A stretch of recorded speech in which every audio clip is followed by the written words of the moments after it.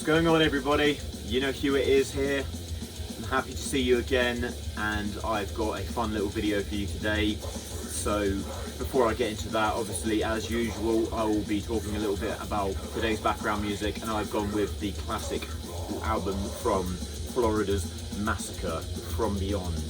Now this is a slightly underrated band from the sort of classic Floridian ilk of death metal purveyors. You know, if you're a fan of Obituary, Deicide, Death, you know, that sort of Florida death metal sound, you may well be familiar with this album, but if you've only really touched on those bands, you might not be. Massacre here on their classic album play a kind of mid-tempo, very thickly distorted death metal.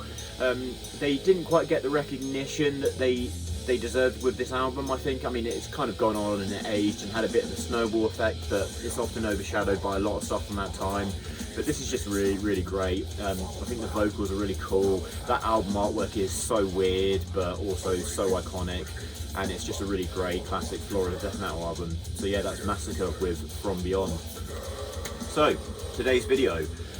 I'm doing this because I recently had another little bit of a community swing on what my video was going to be, and it was between this or a video on like sketch music, you know, like DSBM, some controversy that's come up with some bands that I've heard about recently, and you know, my take on being somebody who enjoys some of that music and what that says about you as a listener, and the sort of moral aspects of it. But anyway, the video that came out on top was this video, so I'm going to be talking about my top 10 metal concert experiences that I've had at this point in my life. I wanted to get this video out like sooner rather than later because next month I'm going to attend the Damnation Festival that I attended last year. They're having their 20th anniversary bash up in Manchester. It's going to be so sick. The lineup is absolutely stacked. I don't know if it's quite as strong as last year, but I feel like last year, just for the types of concerts that was going on for me personally, you know, was very special, but it still looks amazing. You've got Napalm Death headlining, who I can't wait to see again, Pig Destroyer, who I can't wait to see again, but you've got the likes of Panzerfaust, you've got Brother Quinn, oh god, I can't wait to see Death Heaven. I saw the video of them playing, I think it was KEXP or something, radio show in America. I had no idea they were that good live, so I am absolutely stoked to get to see them. But yeah, I wanted to get that out because some of the bands and performances on here are ones that I experienced last year, and I thought, well, maybe I could do this video in a couple of years time again, you know, see what's changed, because I go to a lot of concerts and you never know when something's going to completely blow you away.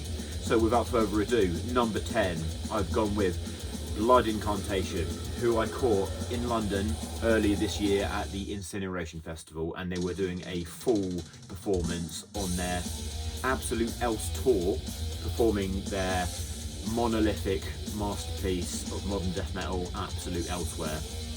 They had lots of stage props to sort of signify the Egyptian come space travel sort of themes of that album, and you could just tell the band were just absolutely high on life. They looked like they were having such a good time, and they put on an amazing performance. It was really, really memorable, and that album is phenomenal. It really is the sort of album that you appreciate and you have to see live front to back. So yeah, it was really great to see that. Number 9, I've gone with the time I went to see Metallica, and this was in 2019. And I was at the Twickenham Stadium in London, and my biggest takeaway from that was that I was seeing a band that no other artist will ever make as much money compared to making this style of music. It was just the most high budget and probably biggest metal show I've ever been to. You know, Metallica have always played like the biggest shows on earth, and that stadium is massive, but the set, you know, the pyro, I'd never seen fireworks like that at any show. The stage setup just looked so expensive, and the whole thing was awesome. You know, even at this stage in their career, they can still put on a really good live show. They did, you know, a long set list that was, you know, completely career spanning. They front loaded it with like 3 or 4 tracks of more recent stuff that I'm not the biggest fan of, the more recent stuff, but obviously they did all the deeper big hits and some deeper cuts down the line. Yeah, it was a really cool experience, and you know, a bit of a rite of passage as a metalhead to go and see Metallica. So yeah, I'm really glad I had that opportunity. The next one, number 8, was what a month in my life this was. So number 8, I've gone for Iron Maiden, and the reason why I say this was such a great month was because the night I saw Iron Maiden at the O2 in London was the night before I flew to Australia for a 2-week holiday, which was just one of the best 2 weeks of my life. And then the night after I came back, I was still in London, and I saw the industrial hip hop group Death Grips. Just random. I really liked their music, and they were playing, and it was a great experience. But yeah, enough said. Iron Maiden, again, another rite of passage band for me. They're one of the last bastions of classic metal, and they're still going strong. This was during their Legacy of the Beast tour, so they weren't touring a new album, they were sort of playing lots of their classic stuff, very heavy, leaning on their sort of Number of the Beast album. Obviously they had a lot of the classics. They played the Number of the Beast, they played Run to the Hills, Hallowed Be Thy Name, but obviously songs like Fear of the Dark, Aces High, a lot of big hits. And if you've ever seen videos of them playing, you know that the Iron Maiden stage show is just second to none. It's one of the best in the world, and it was incredible, and they sounded live. Everybody was having a great time. I love that venue as well, the O2 in London. I've been to so many gigs there, and it's always a blast. But yeah, that was a really special one to me. So number 7, I have gone with the French black metal outfit, or blackened doom outfit, or blackened sludge outfit, whatever you want to call them, Celeste. I caught them at the Damnation Festival last year, and of all of the bands that I saw at that festival, that was the one that caught me by surprise the most. I hadn't listened to them before the festival. I'd listened to a few tracks, because usually I'll listen to any artists that I haven't discovered, and I'll just try and get a general feel for what their music is, even if I don't really get caught up in it. And I've listened to some Celeste, just kind of struck me as sort of French sounding black metal, and didn't really hit me over the head. But when I saw them performing, there was a certain elegance that was clearly evident that you don't see with a lot of bands in this style. There was clearly a sort of mature, focused, artistic nature to it. And I say that because when they were performing, as they do in a lot of their performances I've gathered, they play on a blacked out stage, and they had these red searchlights on top of their heads. So I was really far back, because I think I'd gone for some food and then come in sort of a song into their set, just randomly, and all I could see were these dark silhouette figures on the stage with these red searchlights, like they were looking out into some kind of fucking haunted forest. It was creepy, but the performances of their songs were just absolutely stunning. And they had these videos, the music videos, playing over certain songs, and their music videos are so well done. They're so beautiful and monochromatic, and just it is just really, really elegant. Very French, should I say. But yeah, Celeste, that really stuck for me, and they're a really great band. So number 6, I've gone for the time that I saw Neo Bliviscaris performing the amazing, incredible Citadel album in full. That is one of the best melodic death / folk crossover albums in existence, and the fact that I got to see them play that in full was just incredible. The vocals, the dirty vocals or the operatic vocals, are just an amazing thing, and the whole thing feels very transcendental. You have the violin playing with the amazing drum work and the amazing technical bass performances, the phenomenal guitar playing. It's just a musician's wet dream, it is, seeing Neo Bliviscaris play. But just to see them play this album, and they're so good, they're so on key, so on point, so tight live. It really was spectacular. So yeah, that was Neo Bliviscaris. And then for number 5, I've gone for The Ocean, who are the German kind of metal, sort of metalcore, hardcore band. I don't know if hardcore is really the right adjective, but anyway, yeah. They were playing the classic Pelagial album in full, and I believe this was supposed to be their final performance of Pelagial in full, and I love that album. And not only do I love it, but seeing that album performed live really hits home what they were intending to sort of portray with it. The theme of the album is that every song represents a deeper layer of the ocean's depths, and the instrumentation and performances get more and more claustrophobic the further you get into it, and actually experiencing that live with the visual performances of, you know, sea life, it gets gradually more bioluminescent the deeper you get into the track list. And I remember the singer, he stage dived right on top of me, so I was just holding on to him, my drunk ass, and he was just there going for his stage dive while he was doing his dirty vocals. He's a great vocalist, by the way. I don't know his name, but they just put on a wicked show, and I love that. That was one of the highlights of that event. That was that festival. That was one of the highlights for it for me. Number 4, I've gone through last year. Number 4, I've gone for when I went to see Suffocation, who are the obviously legendary New York death metal / slam metal originators, and I got to see them at the Colchester Art Centre, which is one of my nearer music venues.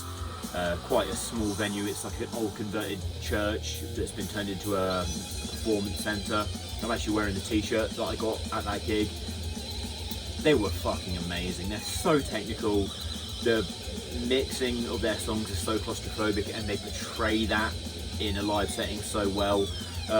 Meant a lot to me that actually Terence Hobbs threw me a pick. I was right near the front, and he threw me one of his picks.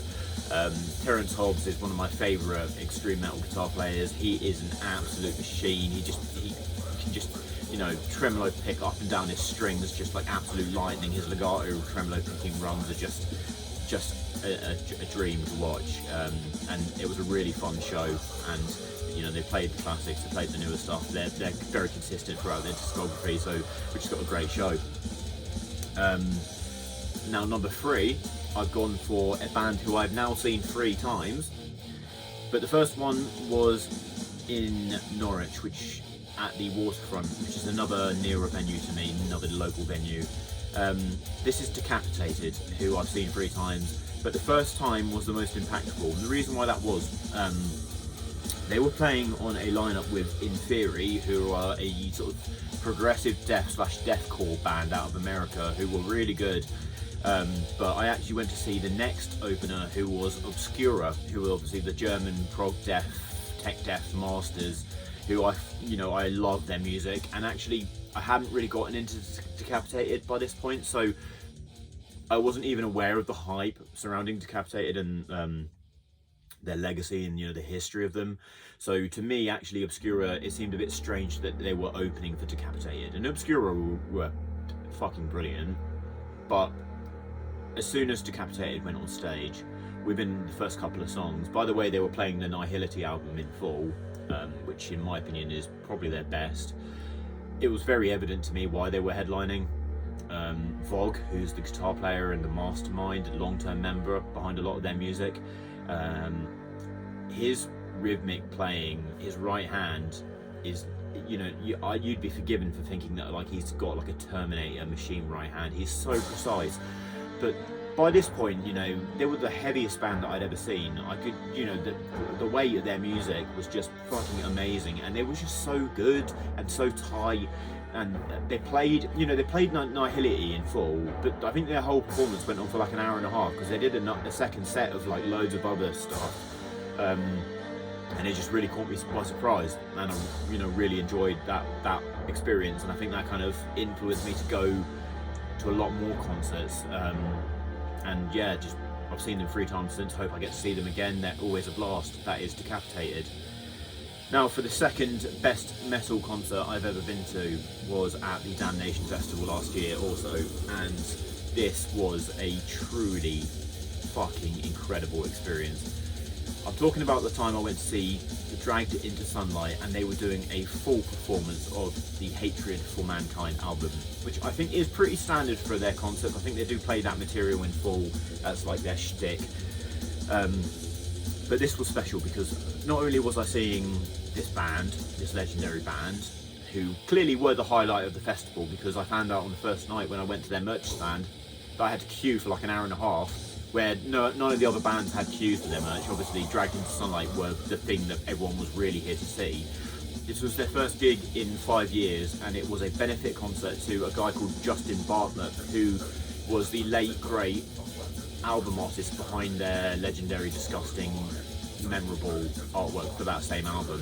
But I think he had passed quite recently, so they played a video of his, like, describing his creation behind the designing the album artwork before the gig. And you know, their stage setup was incredible. They had matte amps, so they're like these big guitar amps that have a massive output. They play like Death Doom, so it's really thick, really fuzzy, but fucking brutally heavy. Like, this is some of the heaviest music that's ever been recorded. And yeah, so before they went on, there was like a sort of atmosphere in the air. Like, you know, you're about to see something really special, but it was slightly intimidating. And I kind of like that, because I feel like as an artist, if you convey positive or negative emotion, providing you can convey it, then you're doing something right. The performance was just divine. I don't know what to say about it. I think if I could experience any other gig that I've ever been to in my life one more time, it would be this one. They're playing at the Incineration Festival next year, so I'm hoping I'll be able to catch them at that. But yeah, Hatred for Mankind in full, and they had TV screens with all the quotes from the different killers and murderers that are quoted throughout that album. The video quotes of them saying those quotes came up as they were saying it, but they also had pyro. Now the pyro looked like something that would come straight out of the fucking chimneys of hell. Like, it was like furious fire. The mosh pit was just one of the most fucking brutal I've ever been in, and I love to get in a pit. I love getting a pit. I love to instigate a wall of death. I love getting fucking trodden on. It's all part of the experience, you know. But you know, crowd surfing, and just the band were just so good, and they were so loud, so fucking loud. But yeah, that was really incredible. Now, number one is a band that I've also now seen 3 times, but the second time marks the best concert I've ever been to, and I don't just mean that in metal. I'm talking about my favourite band, at least my favourite band of my 20s, that's Tool. Now, I saw them in Germany in 2019, which was the most anticipated like single event of my life, because I hadn't been to Europe 13 years by that point, and that gig was phenomenal, you know, bucket list worthy. But the second concert, when I saw them in London, they had to pause their touring initially because of the COVID pandemic, but once they resumed, I saw them once they, you know, got well into their tour, so they were really going for it. And you know, everyone who has been to a Tool concert, because it's very difficult to find very good footage of their concerts because they don't allow filming, which is a policy that I really respect. But when you're there, like, the visuals at a Tool concert nowadays particularly are, there's no other performing artist on the planet that can really rival them. And even though I wasn't the biggest fan of the last album, Fear Inoculum, they did a very Lateralis centric set. Now, Lateralis is arguably, no, I'm going to say it, it's my favourite album of all time. So they played, you know, songs of this album, but they also played, you know, deep cuts of Anima. They played Push It, and they played, you know, some songs of 10,000 Days. But it's the Lateralis tracks that really cemented it for me as a truly like fucking God-given experience. They played Eon Blue Apocalypse, The Patient, The Grudge. The one that really hit home for me that I was at something special was a drum pattern started up at one point, and it was the drum pattern to the song Ticks and Leeches, which is a song that they virtually never play, and I thought I'm never going to see a video of them playing it ever again, let alone at the concert that I was at, because they didn't play this at all the shows. This was just like a random thing that they did at this concert. And I remember once my brain had time to figure out like the song that they were going into, like my jaw just hit the floor, and I was in actual disbelief, because Maynard's voice is like, you know, they've got to look after it. He's in loads of different bands and he can't quite do the aggressive stuff that he used to, but Ticks and Leeches is their heaviest song, where he is just belting out these like high-pitched shreddy screams throughout it, and he was fucking going for it as well. He was fucking going for it, and the performance was so good, but because I couldn't envision myself being experiencing them playing this song, I was in actual disbelief. Now, until you've actually been in disbelief, like you're seeing like a mythical thing, you won't actually understand what that is like to be in that mental state. So yeah, that is why my second Tool concert is the best concert I've ever been to. Not just best metal concert, but best concert I've been to. So if you have the opportunity, don't skip on them. So yeah guys, thank you for tuning in. I know I got very passionate and a bit lost in my thoughts there, and I realised this video has gone on for nearly 20 minutes, so if you've made it this far, you are awesome. And as always guys, stay fucking brutal. Do that properly, stay fucking brutal, and tune in. You know who it is on Instagram if you want to check me out on there. Otherwise, stay tuned for the next video. See you later guys.